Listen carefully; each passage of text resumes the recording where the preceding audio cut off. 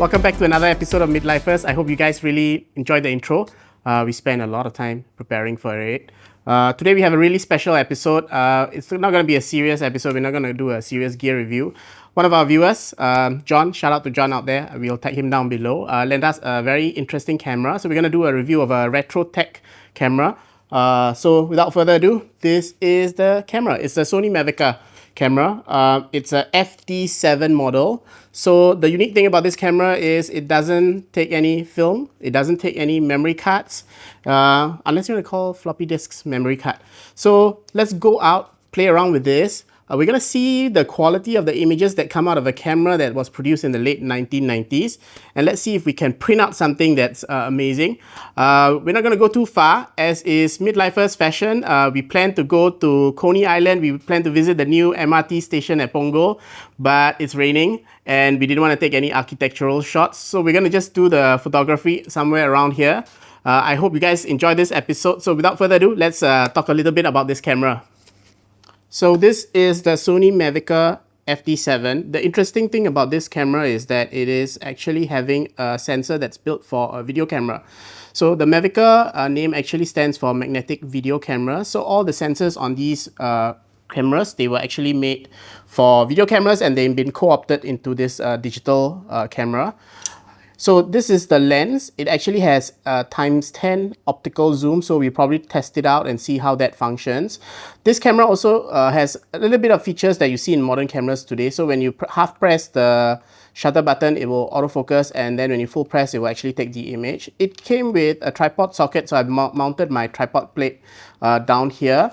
If you look at the sides on this side here, you will actually notice you can actually even manual focus to make sure the focus is pristine and accurate to what you want to have.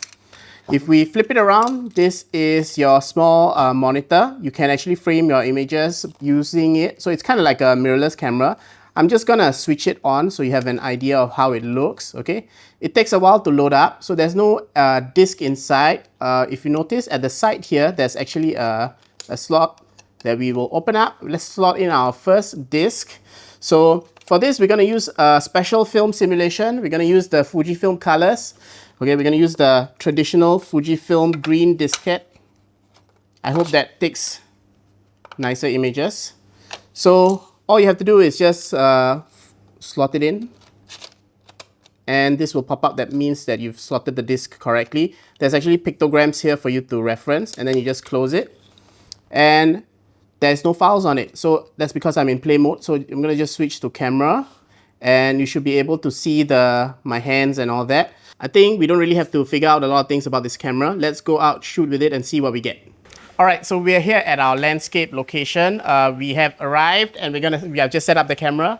I'm gonna talk a little bit about the camera so that you know how it functions. So I'm gonna just switch it on and it should more or less switch on immediately.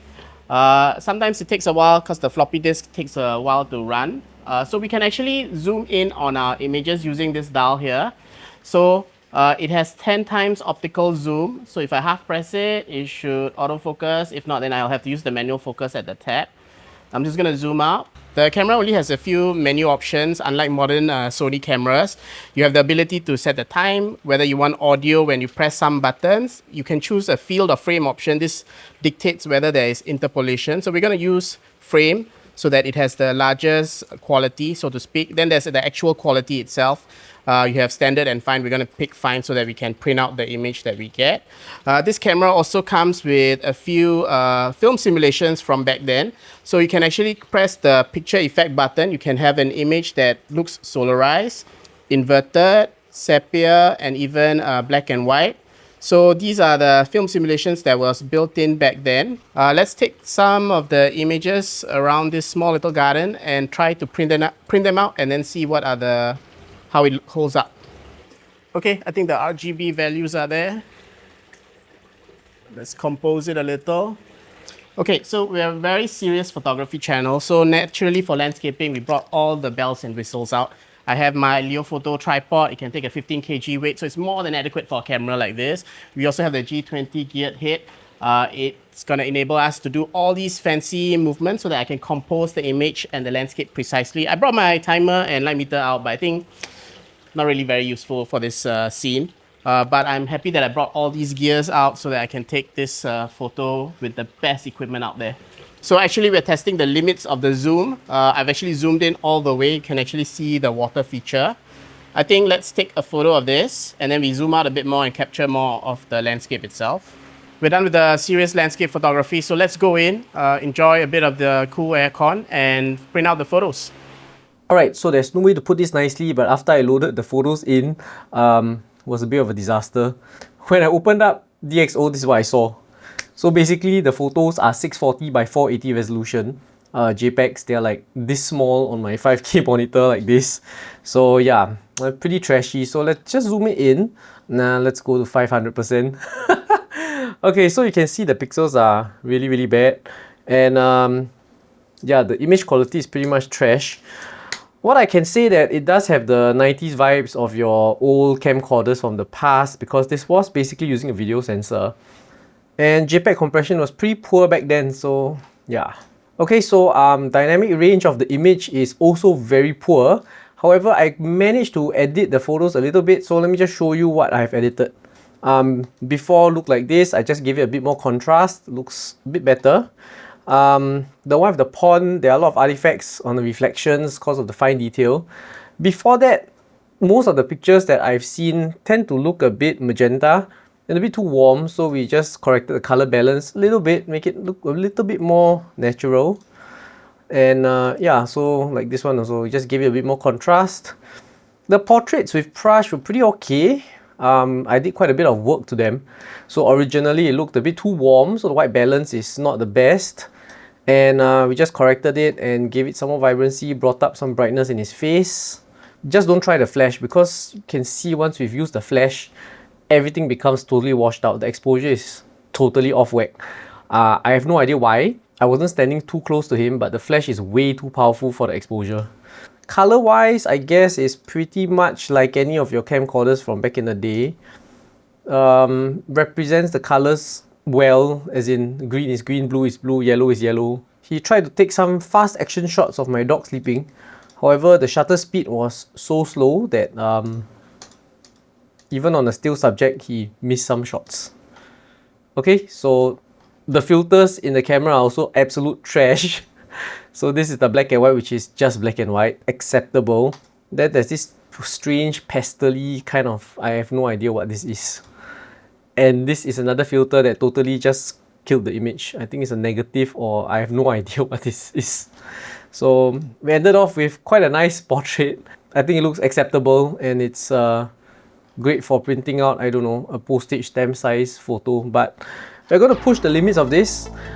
Alright, so I have this photo that I think would be quite nice to be printed, but I'm not going to waste my A4 paper or A3 paper, and since it's so small in resolution, I'm going to use my Instax Link Wide printer. So this printer has been updated, or rather there's a new software released for Mac and Windows that allows you to connect your computer straight to the printer to just print out from this printer.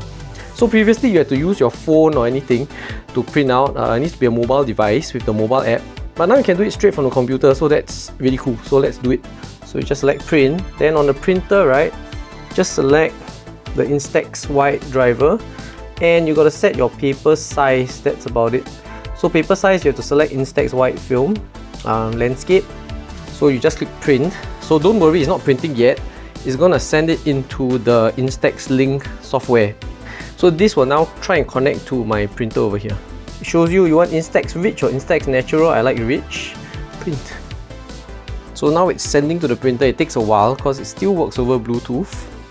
So it's a very cool photo accessory that you can buy this Christmas. I think it's pretty cheap. And you can print out stuff without much hassle. Just buy Instax films. See, the light has changed color. And it's printing now. You can hear it. So how an Instax printer works is that there's an LED strip that actually exposes the film just as a camera would. So it's done. Okay, so we just wait for the print, and let me just get printing some more images and let's see what happens. Okay, so because Prash is curious to know how a photo can be printed out on A3 paper, so I do have a piece of A3 paper here, and let's see how ridiculous it will look on A3 paper. Let's load in an A3 paper. So I'm using a matte paper today to print this absolute work of fine art that we have taken with the Mavica. Okay, so A3 size paper. I'm going to use some archival matte paper. And interestingly, look, it says resolution is low for requested print size. The resolution is 41 ppi. Ideally, you want something above 200. For 41 ppi, I think you have to look at it maybe from, I don't know, 5 to 10 meters away for it to look okay. So let's print this. And what's going to come out of this is going to be a beautiful piece that Prash can hang on his wall.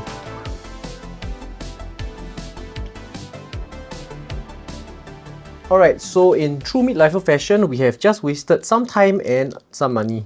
So you can see that it's actually still pixelated, even though it's on an Instax Wide film that is so small.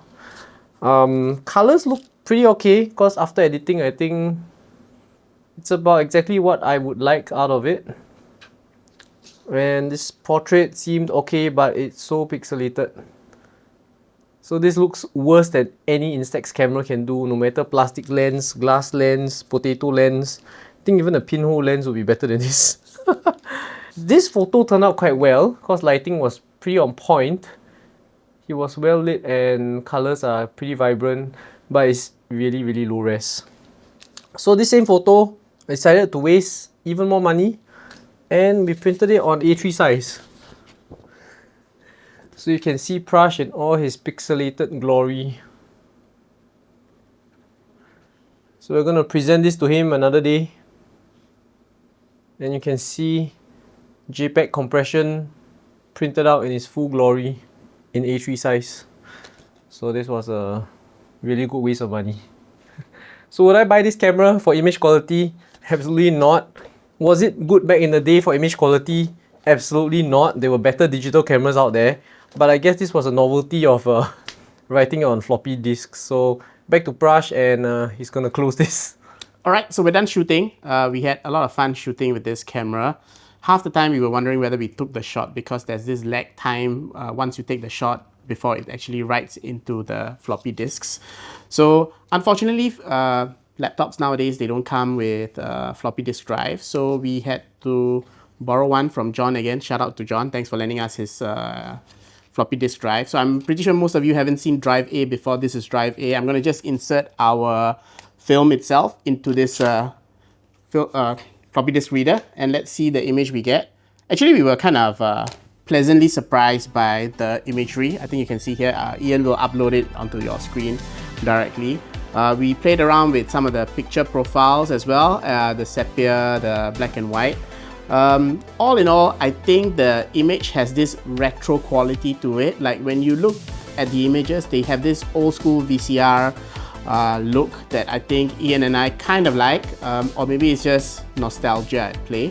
I don't know whether we should print these images. Some of them look as in they can't really, they're not nice, okay? They don't stand up to modern digital cameras, but I think it's worth printing one or two just to see how it looks like. Because I think maybe as a print it might still be okay. Given the resolution of the images, I was actually telling Ian that it looks fine if you post it on Instagram, you know. I don't know whether Ian will post it on our Instagram. You can take a look and see if you find it there. So yeah, this was a really fun episode. If you all have any retro tech or cameras or gear you would love for us to share with other viewers out there, do let us know. And I'll see you guys in the next episode of Midlifers.